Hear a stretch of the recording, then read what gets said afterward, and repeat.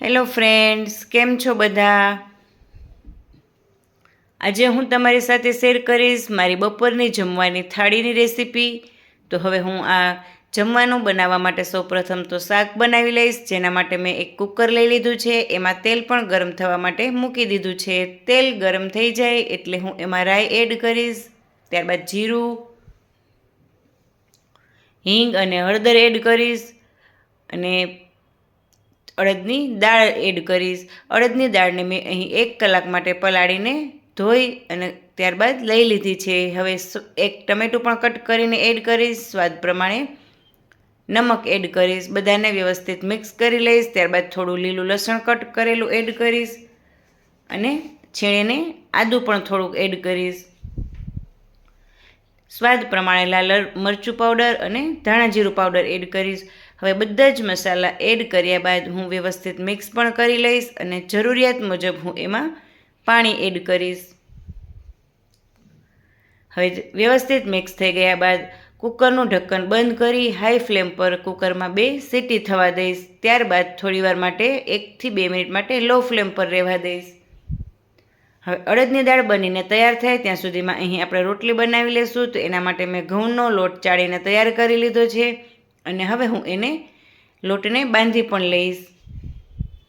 લોટ બંધાઈ ગયા બાદ એને તમે 2 થી 5 મિનિટ સુધી રહેવા દેશો એટલે તમારી જે રોટલી છે એ મસ્ત બનીને ફૂલકા તૈયાર થશે. અડદની દાળ સાથે તમે રોટલી અથવા તો ભાખરી કે પછી રોટલા પણ બનાવી શકો છો. જે બી બનાવશો એ ખૂબ જ ટેસ્ટી લાગશે. ઘણાના ઘરમાં તો છે ને શનિવાર હોય એટલે ફિક્સ જ હોય કે બપોરે અડદની દાળ અને બાજરાના રોટલા જ બનતા હોય.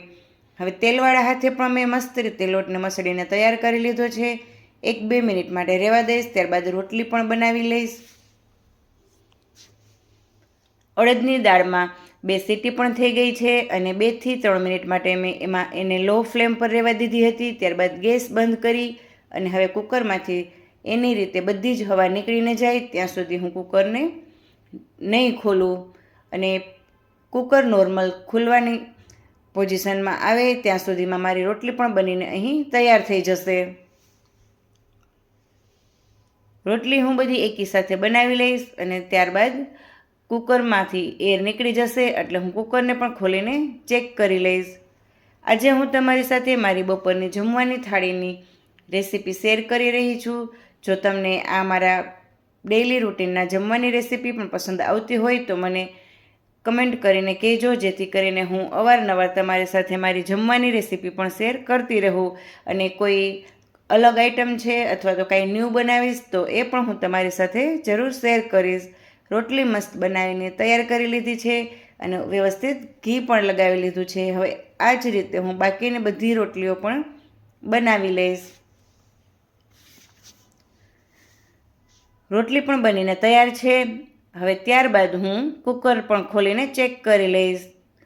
હવે શાક પણ મસ્ત બની ગયું છે અડદની દાળનું, તમે જોઈ શકો છો. મસ્ત એકદમ છૂટો છૂટો દરેક અડદની દાળનો દાણો દેખાઈ રહ્યો છે. હવે લાસ્ટમાં ઉપરથી લીલા સમારેલા ધાણા ભાજી પણ એડ કરીશ અને એને પણ વ્યવસ્થિત મિક્સ કરી લઈશ.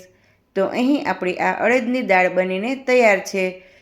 હવે ત્યારબાદ હું મારી જમવાની થાળી પણ તૈયાર કરી લઈશ અને સાથે ઘઉંનો પાપડ પણ શેકી લઈશ. ઘણા લોકો અડદની દાળને બાફી અને ત્યારબાદ પણ વઘાર કરતા હોય છે, પરંતુ મેં અહીં આ અડદની દાળને ડાયરેક્ટ કાચી જ વઘારી છે. એટલે કે 1 કલાક માટે મેં પલાળી હતી અને ત્યારબાદ એને ડાયરેક્ટ તેલમાં વઘારી લીધી. તો અહીં મારી બપોરની જમવાની થાળી તૈયાર છે. Thank you for watching. ફરી મળીશું પાછા બીજા વિડીયો સાથે. બાય.